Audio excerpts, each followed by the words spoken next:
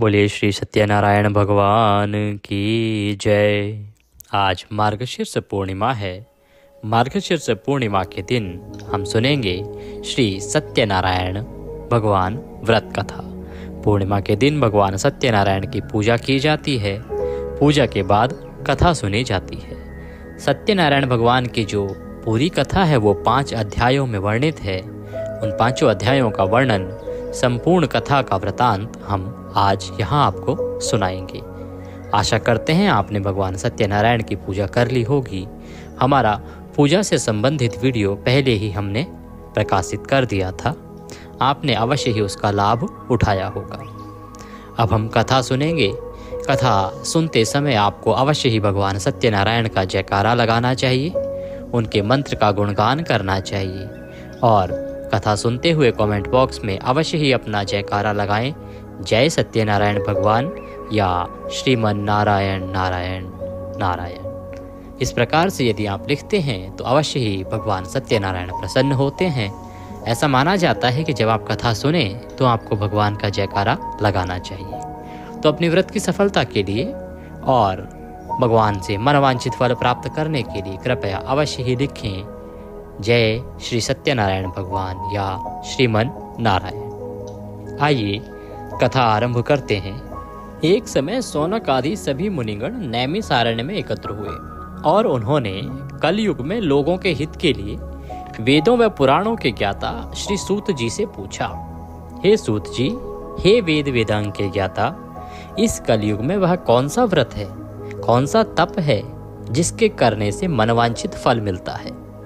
हे महामुने, कृपा करके हमें कलयुग में पापों से छुटकारा और धन धान्य देने वाला कोई उपाय बताएं।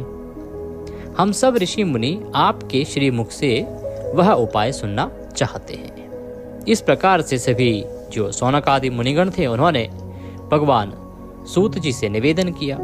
तो श्री सूत जी कहते हैं कि हे मुनि श्रेष्ठ, तुम धन्य हो जिसने प्राणियों के हित के लिए ऐसा उत्तम प्रश्न किया है। हे मुनिगणों, एक बार ऐसा ही प्रश्न इस सृष्टि के भले के लिए नारद जी ने भगवान श्री हरि कमलापति विष्णु जी से किया था। वही मैं अब तुम्हें सुनाता हूँ। एक बार की बात है कि नारद जी भ्रमण करते करते पृथ्वी लोक में जा पहुंचे। उनका ये भ्रमण तीनों लोकों के प्राणियों की परोपकार की भावना को लेकर था कि किस प्रकार से तीनों लोकों के प्राणियों का कल्याण किया जा सके, परोपकार किया जा सके। पृथ्वी लोक में जाकर उन्होंने देखा कि वहां लोग तरह तरह के कष्ट भोग रहे हैं। वे बार बार मृत्यु को प्राप्त होते हैं, फिर पैदा होते हैं, फिर प्राप्त होते हैं और इस प्रकार से अनेकों योनियों में जन्म लेकर अपने कर्मों, अपने पापों का फल भोगते हैं। उन सभी दुखी प्राणियों को देखकर नारद जी सोचने लगे कि इनका कष्ट किसी न किसी प्रकार से दूर किया जाना चाहिए। ऐसा क्या किया जाए जिससे कि इन सभी प्राणियों को मुक्ति मिल जाए। यही सब सोचते सोचते नारद जी विष्णु लोक में जा पहुंचे। वहां पर जाकर देखा कि 4 भुजा भगवान विष्णु शेष शैया पर विराजे हुए हैं। वे शंख, चक्र, गदा व कमल अपने हाथों में धारण किए हुए थे। गले में वनमाल पड़ी थी। नारद जी उनको देख के मंत्रमुग्ध हो गए और मंत्रमुग्ध भाव से उन्हें देखकर बोले, हे श्रीहरि, मन और वाणी से परे हैं अनंत शक्तिधारी, मैं आपको प्रणाम करता हूँ। हे प्रभु, आपका न आदि है, न मध्य है और न अंत है। आप इससे सर्वथा मुक्त हैं। हे सर्वात्मा के आदिकरण, मैं आपको नमस्कार करता हूँ। नारद जी की स्तुति सुनकर भगवान विष्णु मुस्कुराने लगे और मुस्कुराते हुए पूछा, हे नारद, तुम्हारे मन में अवश्य ही कोई ऐसी बात है जिसके कारण तुम यहाँ आए हो। तुम्हारे मन में क्या है, मुझे सब बतलाओ।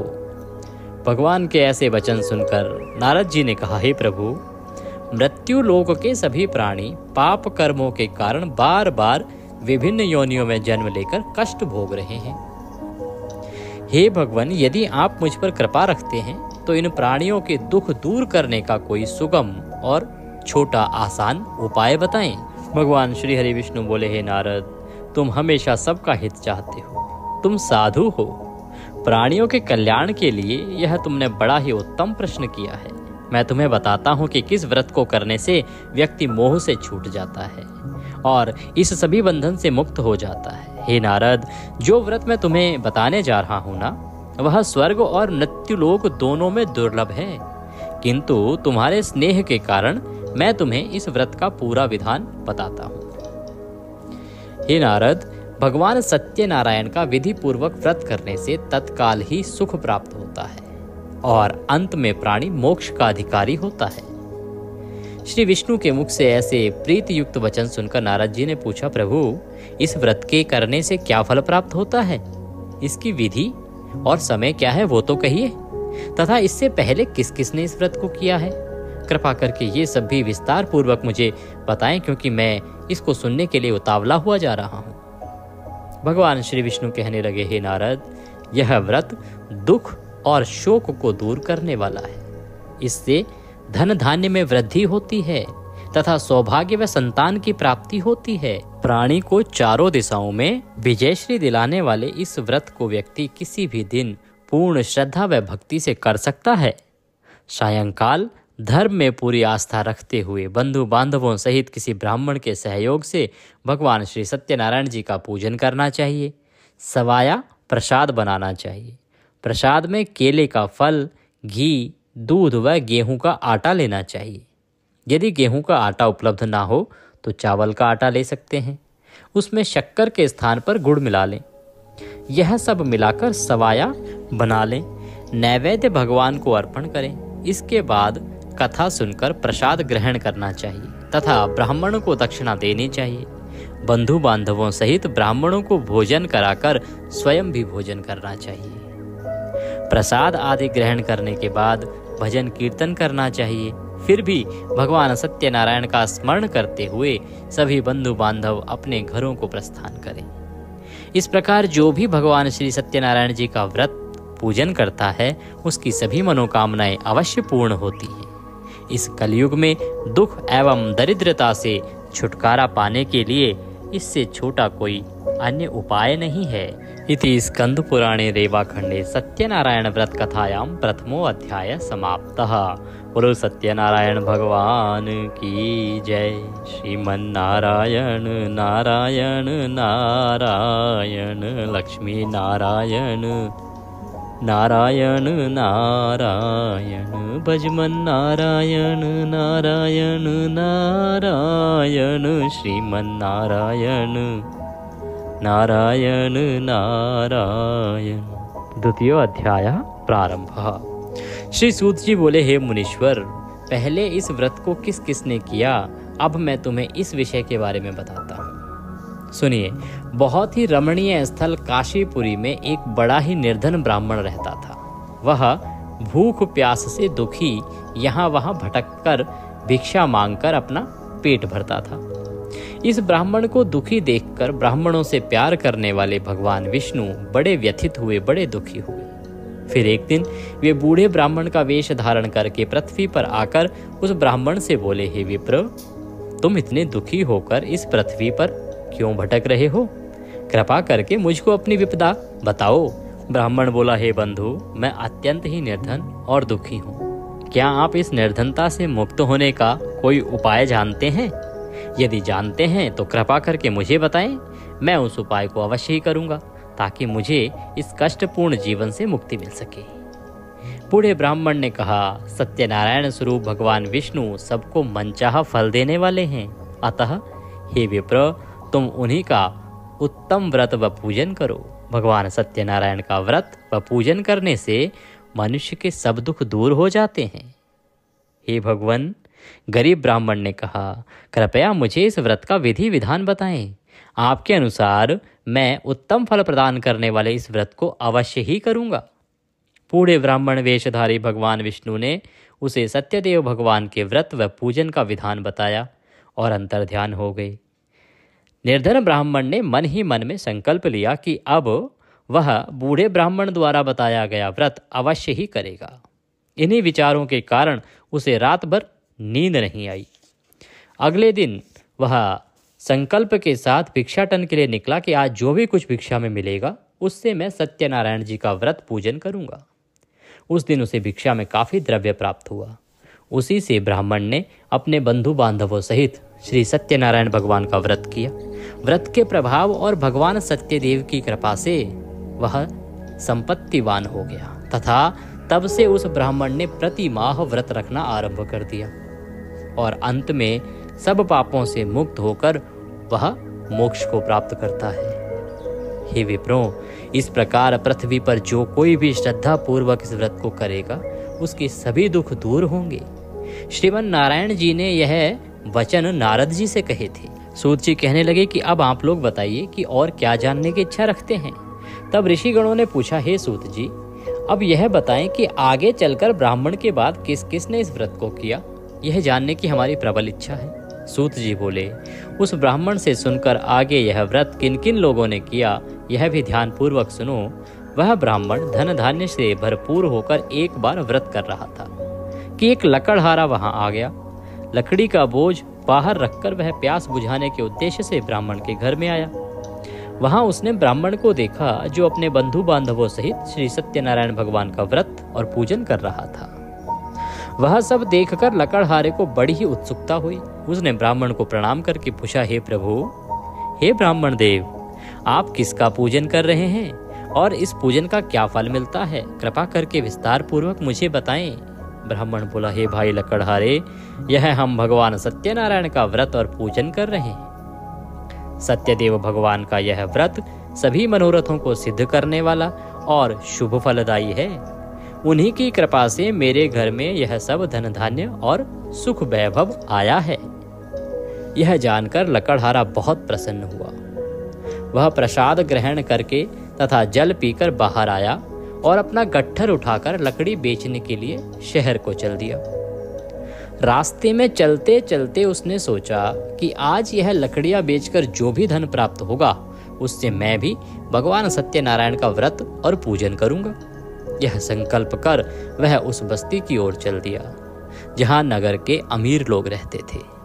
भगवान सत्यनारायण की कृपा देखिए कि भगवान सत्यनारायण की कृपा से उस दिन उसे लकड़ियों के दुगने दाम मिले। लकड़हारे ने प्रसन्न होकर पके केले, शक्कर, घी, दूध और गेहूं का आटा सवाया बनवाकर खरीद लिया और अपने घर की ओर चल पड़ा। लकड़हारे ने अपने भाई बांधवों सहित विधि पूर्वक भगवान का पूजन व्रत किया। व्रत के प्रभाव से वह पुत्रवान और धनवान बन गया।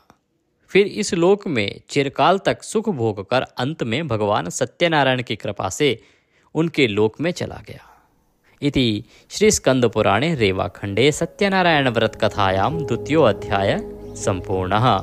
बोले श्री सत्यनारायण भगवान की जय। श्रीमन्नारायण नारायण नारायण भजमन नारायण नारायण नारायण श्रीमन्नारायण नारायण नारायण श्रीमन्नारायण नारायण नारायण। तृतीय अध्याय प्रारंभ। श्री सूत जी बोले, हे मुनियों, अब मैं इससे आगे की कथा सुनाता हूँ, ध्यान पूर्वक सुनो। पूर्व काल में उल्कामुख नाम का एक बुद्धिमान राजा था। वह बड़ा ही जितेंद्रिय एवं सत्यवादी था। वह प्रतिदिन मंदिरों आदि में जाकर ब्राह्मणों को दान दक्षिणा देकर प्रसन्न रखता था। उसकी रानी बड़ी पतिव्रता और सुमुखी थी। एक बार वे राजा रानी भद्रशिला नदी के तट पर भगवान सत्यनारायण का व्रत कर रहे थे। उसी समय साधु नामक एक वैश्य धन धान्य से भरी अपनी नौका लेकर वहां पहुंच गया। साधु वैश्य ने नाव को किनारे पर लगाकर व्रत पूजन में व्यस्त राजा रानी को देखा। फिर साधु वैश्य उनके निकट गया और विनय पूर्वक राजा से बोला, हे राजन, आप इतने भक्ति भाव से यह किस देवता का पूजन कर रहे हैं? कृपा करके यह सब वृतांत मुझे बताएं। राजा उसकी विनय सुनकर बोला, हे वैश्य, हम अपने बंधु बांधवों सहित विष्णु भगवान जैसे तेजस्वी भगवान श्री सत्यनारायण जी का व्रत और पूजन कर रहे हैं। यह सब हम पुत्र आदि की प्राप्ति के लिए कर रहे हैं। राजा की बात सुनकर साधु बोला, महाराज, आप कृपा करके मुझे इस व्रत के संबंध में सारा विधान बताएं ताकि मैं भी यह व्रत करूं। मेरे भी कोई संतान नहीं है। क्या इस व्रत के प्रभाव से मेरे कोई संतान हो जाएगी? अवश्य होगी वैश्य। भगवान सत्यदेव किसी को कभी निराश नहीं करते। यह कहकर राजा ने उसे व्रत से संबंधित पूरा विधि विधान बता दिया। सब कुछ जान लेने के बाद वैश्य खुशी खुशी अपने घर चला गया। घर पहुंचकर उसने अपनी पत्नी लीलावती को सब कुछ बताया। फिर बोला, यदि हमारे घर संतान हुई तो हम भी सत्यनारायण भगवान का व्रत करेंगे। उसकी पत्नी यह सुनकर बहुत प्रसन्न हुई। इस प्रकार दिन गुजरने लगे और कुछ समय बाद लीलावती गर्भवती हो गई। भगवान का चमत्कार देखिए कि 10वें माह में उसने एक कन्या को जन्म दिया। यह कन्या चंद्र की कला की भांति दिनों दिन बढ़ने लगी। इस कन्या का नाम कलावती रखा गया। एक दिन लीलावती ने अपने पति से कहा, स्वामी, आपने कहा था कि जब हमारे संतान उत्पन्न हो जाएगी तब हम भगवान सत्यनारायण का व्रत व पूजन करेंगे। अब आप अपने संकल्प को अनुसार यह कार्य क्यों नहीं करते हैं? अब आपको व्रत पूजन करना चाहिए। वैश्य बोला, प्रिय, हम कन्या के विवाह के समय यह व्रत कर लेंगे। इसके बाद वैश्य पुनः अपने काम से दूसरे नगर को चला गया। इधर कन्या भगवान सत्यनारायण की कृपा से तेजी से बढ़ रही थी। एक दिन वैश्य ने अपनी पुत्री को सहेलियों के साथ विचरण करते देखा तो उसे सुधि आई कि कन्या सयानी हो गई है और अब इसका विवाह कर देना चाहिए। अतः पत्नी से विचार विमर्श करने के बाद उसने शीघ्र ही कन्या के लिए योग्य वर तलाशने के लिए अपने दूतों को भेज दिया। वैश्य की आज्ञा पाकर दूत सर्वप्रथम सुसंपन्न कांचन नगर को चल दिए। कुछ दिनों बाद वे वहां से एक बड़े ही गुणवान और सुंदर वैश्य पुत्र को अपने साथ ले आए। साधु वैश्य ने अपने बंधु बांधवों सहित उसे देखा और वार्तालाप करके संतुष्ट हो गया। फिर कुछ दिन बाद उसने विधि पूर्वक अपनी कन्या का विवाह उसके साथ कर दिया। लेकिन दुर्भाग्य देखिए, दुर्भाग्यवश उस समय भी वह भगवान श्री सत्यनारायण जी का व्रत और पूजन करना भूल गया। परिणाम स्वरूप श्री सत्यनारायण भगवान रुष्ट हो गए। इस प्रकार कुछ समय बीत गया। अब वैश्य ने सोचा कि व्यापार के लिए चलना चाहिए। अपने कार्य के प्रति वह सदा ही सचेत रहता था। अतः अपने जमाता को लेकर वह व्यापार के लिए चल दिया। इस बार वह समुद्र के समीप रत्न सागर नामक सुंदर संपन्न नगर गया। वहां जाकर वह अपने जमाता के साथ व्यापार में व्यस्त हो गया। इस सुंदर और संपन्न नगर में राजा चंद्रकेतु का राज्य था। उस समय अपनी प्रतिज्ञा से भ्रष्ट हुए वैश्य को भगवान सत्यनारायण ने श्राप दिया कि हे वैश्य, तू घोर कष्ट को प्राप्त होगा, क्योंकि उसने व्रत नहीं किया था। उसने कहा था कि संतान होगी तो व्रत करेगा, फिर कहा था कि उसकी कन्या की शादी होगी, विवाह के समय व्रत करेगा, परंतु फिर भी नहीं किया। तो भगवान सत्यनारायण रुष्ट हो गए और कहा कि तू घोर कष्ट को प्राप्त होगा। एक दिन राजा की संपत्ति चुराकर एक चोर वहां गया जहां वैश्य साधु और उसका जमाता ठहरे हुए थे। उसके पीछे राजा के सिपाही लगे हुए थे। अतः डर के मारे उस चोर ने राजा का चुराया हुआ सारा धन वहीं छोड़ दिया और स्वयं आलोप हो गया।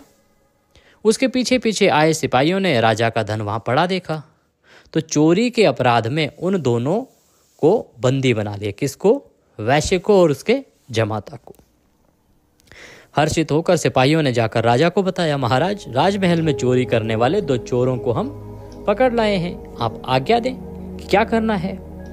राजा ने बिना कुछ देखे भाले ही और विचार किए बिना ही आज्ञा दी कि उन दोनों को बंदी गृह में डाल दिया जाए। भगवान सत्यनारायण की माया देखिए कि किसी ने भी उन दोनों की बातों पर विश्वास ही नहीं किया। वो बोलते रह गए कि उन्होंने चोरी नहीं की है, परंतु कोई उनकी बातों पर विश्वास नहीं कर पाया और उन्हें बंदी गृह में डाल दिया गया।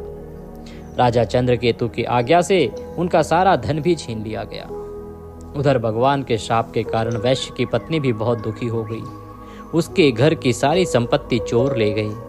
वह शरीर से रुग्ण होकर चिंतित अवस्था में अन्न के लिए घर घर भटकने लगी।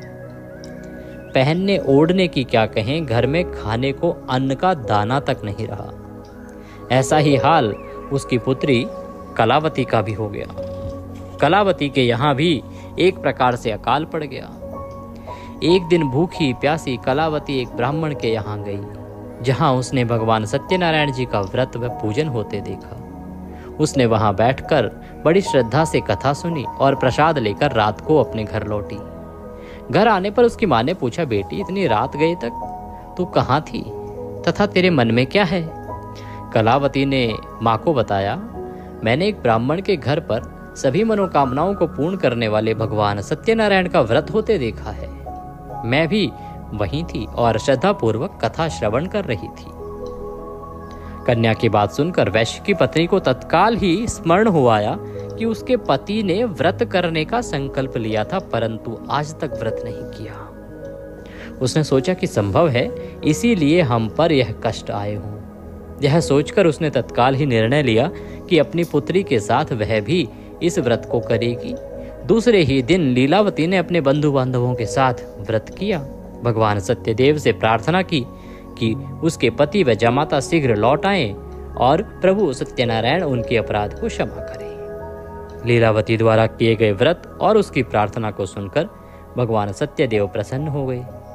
उसी रात उन्होंने स्वप्न में राजा चंद्रकेतु को दर्शन देकर आज्ञा दी कि हे राजा, सवेरा होते ही उन दोनों वैश्यों को मुक्त कर दे तथा उनका छीना हुआ धन भी लौटा दे। यदि ऐसा नहीं करेगा तो मैं तेरा धन और पुत्रों सहित तेरे राज्य को नाश कर दूंगा।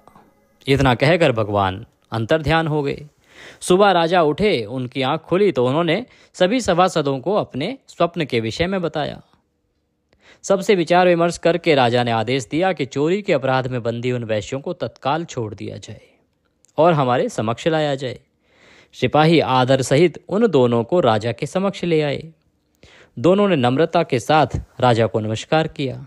वे डर रहे थे कि कहीं राजा न जाने अब क्या आज्ञा दे दे, लेकिन उन्हें देखकर बड़े ही उदार भाव से राजा ने कहा, भगवान ने आपको कष्ट दिया है, किंतु अब डरने की कोई बात नहीं है।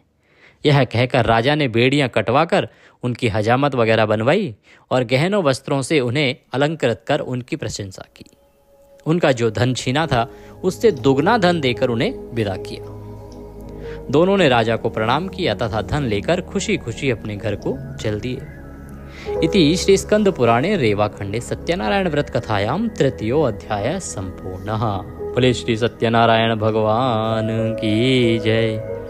श्रीमन्नारायण नारायण नारायण लक्ष्मी नारायण नारायण नारायण भजमन नारायण नारायण नारायण श्रीमन्नारायण नारायण नारायण।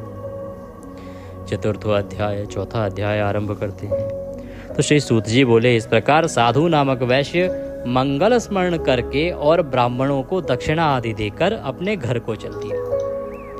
वैश्य पहले राजा के यहाँ से रिहा हो गया, बंदी गृह से छोड़ दिया गया, खूब सारा धन धान्य भी उसको दे दिया गया। तो वैश्य ने सोचा कि अब अपने घर को चल दिया जाए, इसीलिए ब्राह्मणों को बुलाया, उनको दक्षिणा आदि देकर वो अपने घर के लिए सभी सामान को लेकर चल दिया। अभी वह कुछ दूर ही चला था कि भगवान सत्यनारायण ने साधु वैश्य की मनोवृत्ति जानने के उद्देश्य से कि इसकी मनोदशा है क्या, ये अभी सुधरा है या नहीं सुधरा है, तो भगवान सत्यनारायण ने एक दंडी का वेश धारण कर लिया और दंडी का वेश धारण करके उससे पूछा, हे वैश्य, तेरी नाव में क्या है? धन के मद में चूर वैश्य ने कहा, हे दंडी स्वामी, क्या तुम्हें मुद्रा चाहिए? अरे मेरी नाव में तो बेलपत्र भरे हैं। वैश्य के ऐसे निष्ठुर वचन सुनकर दंडी वेशधारी भगवान सत्यनारायण ने कहा, हे वैश्य, तुम्हारा कथन सत्य हो। इतना कहकर दंडी वैश्य के पास से हटकर कुछ दूर समुद्र के किनारे जाकर बैठ गए। दंडी के जाने के बाद साधु ने महसूस किया कि नाव काफी हल्की हो गई है और कुछ फूली फूली लग रही है। वह बहुत चकित हुआ और कपड़ा हटाकर देखा। धन के स्थान पर बेलपत्र देखकर उसे मूर्छा आ गई। उसके जमाता ने उसे संभाला और जल आदि छिड़क कर होश में लाया। होश में आने पर वह अपने धन के लिए विलाप करने लगा। तब उसके दामाद ने कहा, इस प्रकार शोक क्यों करते हैं? यह उस दंडी स्वामी का श्राप है। वही दंडी सर्वसमर्थ है, इसमें संशय नहीं है। अरे उनके एक कथन मात्र से हमारा सारा धन बेलपत्र में बदल गया। उनकी शरण में चलिए, वहां जाने पर ही मनवांछित फल मिलेगा। इस प्रकार दामाद ने वैश्य को समझाया। दामाद का कहना मानकर वैश्य दंडी स्वामी की शरण में गया और प्रणाम करके आदरपूर्वक बोला, हे प्रभु, मैंने जो कुछ भी आपसे कहा था उसके लिए मुझे क्षमा कर दें। ऐसा कहते समय वह महाशोक से व्याकुल हो उठा। वैश्य को रोते देखकर दंडी स्वामी ने कहा, रो मत, सुनो साधु, तुम मेरी पूजा से विमुख हुए हो। हे कुबुद्धे, इसलिए मेरी आज्ञा से ही तू बार बार दुख भोग रहा है। अब वैश्य को सारी बात समझ में आ गई। वह विनती करते हुए बोला, हे प्रभु, आपकी माया को तो ब्रह्मादि भी नहीं समझ सके, फिर मैं भला आपकी लीला को कैसे समझ सकता हूँ। ब्रह्मादि भी आपके अद्भुत रूप गुणों को नहीं जानते। हे भगवान, मुझ पर प्रसन्न हो। मैं माया से भ्रमित मूढ़ बुद्धि आपको कैसे पहचान सकता हूँ। मैं अपनी सामर्थ्य अनुसार आपकी पूजा अवश्य करूँगा, कृपया प्रसन्न हो। हे भगवान, मेरा धन जैसा पहले था वैसा ही कर दें। मैं आपकी शरण में हूँ, मेरी रक्षा करें। वैश्य के ऐसे भक्ति युक्त वचनों को सुनकर भगवान सत्यनारायण प्रसन्न हुए और वैश्य को मन चाहा वर देकर अंतर ध्यान हो गए। तब वैश्य अपनी नाव पर आया तो उसने उसे धन से भरा पाया। वह बोला, भगवान सत्यदेव की कृपा से मेरी मनोकामना पूरी हुई है। फिर उसने अपने जमाता और साथियों सहित भगवान सत्यनारायण की पूजा की। भगवान सत्यदेव की कृपा पाकर साधु बहुत प्रसन्न हुआ। फिर नाव द्वारा अपने देश को चल दिया। अपने नगर के तट पर पहुंचकर उसने एक दूत को अपने घर भेजा। दूत ने साधु वैश्य के घर जाकर बताया कि आपके पति व जमाता कुशल पूर्वक लौट आए हैं। यह जानकर वैश्य की पत्नी लीलावती बहुत प्रसन्न हुई। उस समय वह अपनी पुत्री के साथ भगवान सत्यनारायण की कथा व पूजन कर रही थी। कथा समाप्त कर उसने प्रसाद ग्रहण किया और अपनी पुत्री से बोली, बेटी, मैं जाकर तेरे पिता को देखती हूँ, तू प्रसाद आदि ग्रहण करके आ जाना। कहकर वह चली गई। कन्या ने काम समाप्त किया और बिना प्रसाद व चरणामृत ग्रहण किए ही वह भी अपने पति से मिलने के लिए चल दी। प्रसाद ग्रहण न करके वह पति के पास पहुंची। इस प्रकार प्रसाद का अपमान करते देख भगवान सत्यदेव रुष्ट हो गए। उन्होंने उसके पति तथा धन से भरी नाव को जल में डुबो दिया। यह देखकर कन्या को बड़ा दुख हुआ और वह चक्कर खाकर भूमि पर गिर पड़ी। नाव को डूबते तथा कन्या को मूर्छित देखकर वैश्य को बड़ा आश्चर्य हुआ। मल्लाह भी अचरज करने लगे। लीलावती बेटी की ऐसी हालत देखकर बड़ी व्याकुल हुई और अपने पति से बोली, हे स्वामी, नाव सहित जमाता कहाँ और कैसे गायब हो गए? मुझे तो लगता है यह अवश्य ही किसी देवता का कोप है। आखिर भगवान सत्यनारायण की लीला को कौन समझ सकता है? यह कहकर वह पुत्री के साथ विलाप करने लगी। उसकी पुत्री ने कहा कि वह भी अपने पति के साथ उसके वियोग में जल समाधि ले लेगी। यह देखकर वैश्य बहुत दुखी हुआ। उसे ये समझते हुए देर नहीं लगी कि यह सब भगवान सत्यदेव के कुपित हो जाने के कारण ही हुआ है। पुत्री या पत्नी से अवश्य ही कोई भूल हुई है। आखिर उनकी माया को कौन समझ सकता है? मैं स्वयं उनकी माया से मोहित हूँ। साधु वैश्य ने उन्हें अपने पास बुलाकर अपनी शंका व्यक्त की और बोला, मैं विधि विधान से भगवान सत्यनारायण का पूजन करूंगा, वे मेरी पुत्री को क्षमा करें। वह बार बार भगवान से क्षमा याचना करने लगा तो भगवान सत्यदेव उस पर प्रसन्न हुए और तभी एक आकाशवाणी हुई, हे साधु, तेरी पुत्री मेरा प्रसाद ग्रहण किए बिना ही और मेरे प्रसाद को छोड़कर अपने पति को देखने आई थी। इसी कारण इसका पति नौका सहित अदृश्य हो गया है। यदि यह घर जाकर प्रसाद ग्रहण करके आए तो इसका पति इसे अवश्य ही मिल जाएगा, इसमें कोई संशय नहीं है। वैश्य की पुत्री ने भी यह आकाशवाणी सुनी। वह तत्काल घर गई और प्रसाद ग्रहण किया। जब कन्या लौटकर आई तो उसका पति सही सलामत वहां उपस्थित था। यह देखकर वह बहुत प्रसन्न हुई और पिता से बोली, हे पिताजी, अब घर को चलिए, अब क्या देर है। हे बेटी, हमें भगवान सत्यदेव का पूजन करना है। कहकर साधु ने सबके साथ मिलकर भगवान सत्यनारायण की कथा व पूजन किया। फिर अपने बंधु बांधवों व जमाता सहित घर आया। उस दिन के बाद से वह प्रत्येक पूर्णिमा व संक्रांति को भगवान सत्यनारायण का पूजन करते हुए अनेक सुख भोगता हुआ अंत में भगवान सत्यनारायण के वैकुंठ लोक को चला गया, जो देवताओं के लिए भी दुर्लभ है और जहाँ सत रज तम तीनों गुण अप्रभावी रहते हैं। इति स्कंद पुराणे रेवाखंडे सत्यनारायण व्रत कथायाम चतुर्थो अध्याय संपूर्णः। बोलिए श्री सत्यनारायण भगवान की जय। श्रीमन्नारायण नारायण नारायण लक्ष्मी नारायण नारायण नारायण। पंचमो अध्याय प्रारंभ। 5वां अध्याय आरंभ करते हैं। 5वां अध्याय बहुत छोटा है, इसके साथ ही कथा बहुत जल्दी समाप्त होगी। तो सूत जी कहते हैं कि हे मुनिगणों, अब मैं तुम्हें इससे आगे की कथा सुनाता हूँ। तुंगध्वज नामक एक राजा था जो अपनी प्रजा का संतान की भांति पालन करता था, किंतु भगवान सत्यनारायण का प्रसाद न लेने से उसे बहुत दुख उठाने पड़े। एक दिन राजा शिकार खेलने के लिए वन को गया, जहां उसने बहुत से जीवों का शिकार किया। वहीं एक वट वृक्ष के नीचे उसने कुछ ग्वालों को भगवान सत्यनारायण का पूजन करते देखा, किंतु गर्भ में चूर होने के कारण न तो पूजन स्थल तक गया और न ही भगवान को प्रणाम किया। फिर भी गोप ग्वालों ने प्रसाद लेकर राजा के पास आए और प्रसाद राजा के समीप रखकर वे पूजन स्थल को लौट गए। राजा ने प्रसाद की ओर देखा भी नहीं, जिसके कारण उसे बड़ा ही दुख भोगना पड़ा। उसके 100 पुत्र, धन धान्य व राज्य सभी कुछ नष्ट हो गया। अतः राजा वहीं पहुंचा जहां भगवान सत्यदेव का पूजन हो रहा था। वहां जाकर राजा ने ग्वाल वालों के संग भगवान सत्यनारायण का पूजन किया, क्षमा याचना की। इससे भगवान सत्यनारायण प्रसन्न हो गए। उनकी कृपा से उसे पुत्र आदि सब कुछ पुनः प्राप्त हो गया। फिर इस जीवन में सुख भोग कर अंत में वह सत्यनारायण भगवान के लोक को चला गया।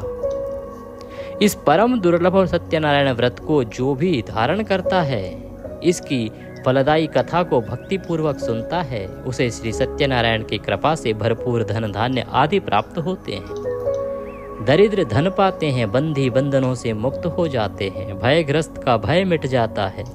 यह निसंदेह सत्य है। इस कथा व व्रत के प्रभाव से व्यक्ति जीवन भर सुख भोग कर अंत में सत्यलोक को जाता है। हे विप्रो, यह मैंने सत्यनारायण व्रत की कथा कही। इसके प्रभाव से व्यक्ति सब बंधनों से मुक्त हो जाता है। यह व्रत पूजन कलयुग में विशेष फलदायी है। भगवान सत्यनारायण अलग अलग समय में अलग अलग रूप धरकर अपने भक्तों को सुख पहुंचाते हैं। कोई उन्हें काल कहता है, कोई ईश्वर, कोई सत्यदेव, तो कोई सत्यनारायण कहता है। अनेक रूप धारण कर कर भी वे मनचाहा फल देने वाले हैं। कलयुग में सत्यव्रत रूपी सनातन सत्यनारायण ही होंगे। सभी को मनचाहा फल देने के लिए भगवान विष्णु ने सत्यनारायण का रूप धर लिया है। हे मुनिगण, जो इस कथा का नित्य पाठ करेंगे अथवा सुनेंगे, श्री सत्यनारायण की कृपा से उनके समस्त पाप नष्ट हो जाएंगे।